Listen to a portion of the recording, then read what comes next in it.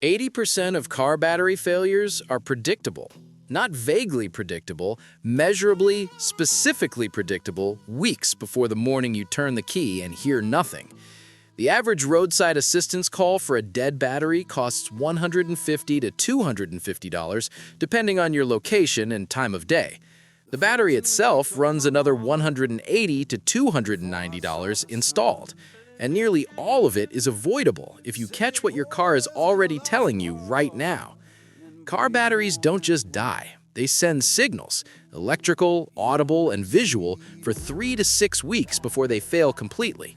The problem is that most drivers don't know what those signals are, and most shops don't mention them until the battery is already dead and you're standing at the counter with no leverage.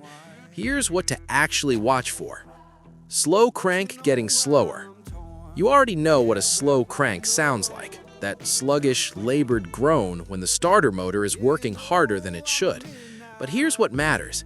It's not the slow crank itself that's the warning sign, it's the progression. A healthy battery in a 4-cylinder car delivers around 150 to 200 amps to the starter for about 1 to 1.5 seconds. As the battery weakens, that amperage drops and the crank time stretches to 2 to 3 seconds. Most drivers hear this once, shrug it off, and forget about it. What you should be tracking is whether it's getting worse week over week. If your engine took 1.5 seconds to turn over in March and it's taking 2.5 seconds in April with no temperature change to explain it, your battery is declining on a curve that ends in complete failure, usually within 2 to 4 weeks. Don't wait for the no-start morning. Time it on your phone right now and check again next week. But here's where it gets more expensive if you ignore this next one. Headlight brightness at idle. This test costs nothing and takes 5 seconds. Park your car facing a garage door or a wall at night. Turn on your headlights with the engine off. Watch their brightness. Now start the engine and let it idle. On a healthy charging system with a strong battery, headlight brightness should increase slightly or stay the same when the engine starts because the alternator takes over. If the headlights get noticeably brighter when the engine starts, it means the battery alone can no longer deliver adequate voltage to run them at full power. You're seeing a battery that's resting at 12.0 to 12.8 volts instead of the healthy 12.6 to 12.8 range. That 0.4 volt gap doesn't sound like much, but it represents roughly 40 to 50% of the battery's usable charge already gone. Any battery sitting at 12.0 volts is functionally at 25% state of charge. You're 2 to 3 weeks from a no start at that level. And this next one is something almost every car owner does without realizing it. Dashboard electronics acting strange. Modern cars use the battery as a voltage buffer for every electronic module in the vehicle. When battery voltage starts sagging below 12.3 volts with the engine off, modules start behaving erratically. Your infotainment screen might take longer to boot. Your clock might reset. Power windows might move slightly slower. On 2015 to 2022 Hyundai Tucsons and Santa Fe's, a low battery causes the smart trunk to stop responding to the kick sensor entirely. On 2017 to 2021 Honda CR-Vs, owners report the lane departure warning throwing false alerts when the battery drops below 12.2 volts. GM trucks from 2016 forward will sometimes display a service stable track warning that has absolutely nothing to do with the stability system. It's a low voltage flag from the body control module. Dealers charge $120 to $160 for diagnostic time on these phantom warnings. The fix is often a $200 battery, not a $900 module replacement. If your dash is showing warnings that come and go with no pattern, test the battery first before you authorize any diagnostic work. Now this one is going to contradict what most mechanics tell you. The battery looks fine, but smells wrong. Pop your hood and look at your battery. Then lean closer and smell it. A healthy lead-acid battery should have no odor at all. If you detect a faint sulfur or rotten egg smell near the battery, hydrogen sulfide gas is escaping through the vent caps or through micro cracks in the case. This means the battery is being overcharged by a failing voltage regulator, or the internal cells are boiling off electrolyte because they're shorted. Either scenario means the battery is weeks from failure, sometimes days. On AGM batteries, which are standard on every BMW from 2007 forward, most Mercedes from 2012 forward, and any vehicle with start-stop technology, this smell means the battery is past the point of recovery. AGM batteries cost $250 to $400 to replace. Catching this smell early and checking your alternator output, which should read between 13.8 and 14.4 volts at idle, can save you from killing a new AGM battery the same way the old one died. And this next one is something almost every car owner does without realizing it. Corrosion that appears suddenly.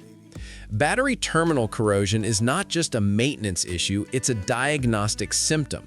A thin film of white or greenish powder building up on your positive terminal over years of use is normal oxidation. What's not normal is a sudden buildup of heavy, crusty corrosion on either terminal over a span of weeks. This indicates the battery is venting acid vapor, which only happens when internal cells are failing or the battery is being chronically overcharged. On top post batteries, standard on most GM, Ford, and Stellantis vehicles, this corrosion adds resistance at the connection point. Just 0.5 ohms of resistance at the terminal can reduce your available starting power by 30%. You can clean terminals with a $5 brush and a baking soda solution, but if the corrosion returns within 2 weeks, the battery is telling you it's dying from the inside. Cleaning it again is just cosmetic. This next point is the one that surprises people the most. Key fob range shrinking. Your key fob operates on its own coin cell battery, but the car's receiver module runs on the main 12-volt battery. When the car battery starts to weaken, the receiver module's sensitivity drops. The practical effect is that your key fob seems to work from a shorter distance. If you used to unlock your car from 40 feet away and now you have to walk within 15 feet, most people assume the fob battery is dying. Sometimes it is. CR2032 batteries in most fobs last about 2 to 3 years. But if you replace the fob battery and the range doesn't improve, your car battery is the problem. The receiver module on most Toyotas, Hondas, and Fords requires a stable 11.8 volts minimum to operate at full sensitivity. A battery sitting at 12.0 volts delivers that when fresh off a drive, but after sitting overnight, voltage sags below that threshold. This is one of the earliest warning signs. It often shows up 4 to 6 weeks before a total failure, earlier than almost any other symptom on this list. If you've owned your car for more than 3 years, this last one is almost certainly relevant to you right now. The age and date code math. Every battery sold in America has a date code stamped or stickered on the case. Most use a letter-number format, A through L for January through December, followed by a single digit for the year. A battery stamped G1 was manufactured in July of 2021. The average lifespan of a conventional flooded lead-acid battery in a moderate climate is 4 to 5 years. In hot states like Texas, Arizona, and Florida, that drops to 3 to 4 years because heat accelerates internal plate degradation by roughly 33%. If your battery code shows it's past the 3-year mark in a hot climate or the 4-year mark anywhere else, you are statistically inside the failure window, even if everything seems fine today. A free battery test at AutoZone, O'Reilly, or Advance Auto takes less than 5 minutes and gives you a CCA reading you can compare against the number printed on your battery's label. If the tested CCA is more than 20% below the rated CCA, replacement isn't urgent, it's overdue. That 80% predictability number from the start isn't a guess. These signs show up in a sequence. Fob range drops first, cranking slows next, electronics get weird, and by the time you smell sulfur or see sudden corrosion, you're days away from being stranded. Every one of those checkpoints is free to observe and takes less than a minute. Go check the date code on your battery today. If you're past 3 years in a hot climate or 4 years anywhere else, run a free CCA test this weekend before the decision gets made for you in a parking lot at the worst possible time.